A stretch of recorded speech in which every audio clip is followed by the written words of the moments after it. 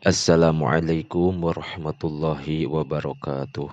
Bismillahirrahmanirrahim. Qala al-muallifu rahimahullahu ta'ala wa nafa'ana bi ulumihi fid dharaini amin ya Allah ya rabbal alamin. Wa iyyaka sareng kudu ngajauhan anjeun antazkuro kana yen nyarita anjeun lahu kasimarid aya syai'in kana naon wae perkara yasuuhu anu ngagorengkeun itu se ka marid wa yukadirohu sareng ngabingungkeun itu syek kamarin misla antasipa saperti yen nyipatan anjeun lahu kasimarid al alamal amrodi kana nyeri na pirang-pirang penyakit wa batal isti'malil adawati aduwiyati sareng hese na make pirang-pirang obat.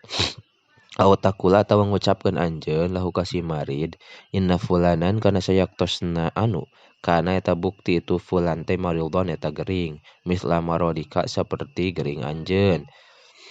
hada anu ieu pamata tuluy maot itu si fulan li anazalika karena sayaktosna itu qaul yahzunuhu eta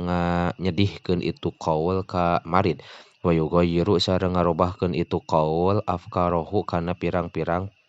pikiranana itu si marid wa yazidu sareng nambahan nambahan itu qaul teh mardohu kana geringna itu si marid wa idza syaka sareng di mana-mana cacarita sahal maridu jalma anu gering ilaika ka anjeun pala tajzurhu mangka ulah nyentak anjeun ka marid wala tagdob sareng ulah ambek anjeun alaihi ka marid walakin tatapina istami kudu ngadengekeun anjeun ila syakwahu kana caritana itu si marid wa khafif sareng kudu ngentengkeun anjeun al alama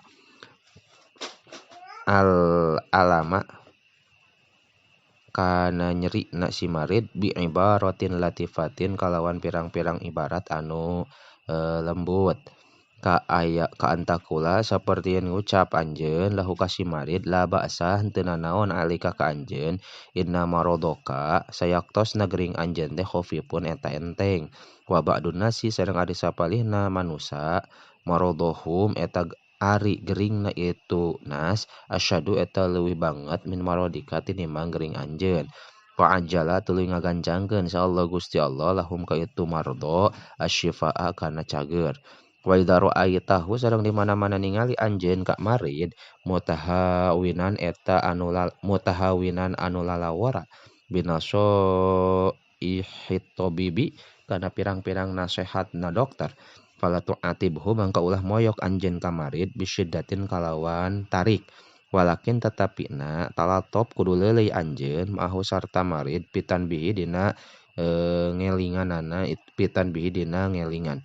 wasajihu sareng ngawani-wanikeun anjeun ka marid alat tiba inasoihi kana turut pirang-pirang nasehat wastimali dawai sareng make obat wa idam tanaa sareng di mana-mana nyegah ala to'ami atawa mungeun ani to'ami tina dahar paaknihu mangka kudu ngahuapan anjeun ka marid bilifkin kalawan leuleuy hatta ieu tanawalahu sehingga ngadahar itu si marid kana to'am wala tujbirhu sareng ulah maksa anjeun ka marid alaihi kana to'am wa fil hadisi sareng eta tetep dina hiji hadis la takrohu ari lapad la takrohu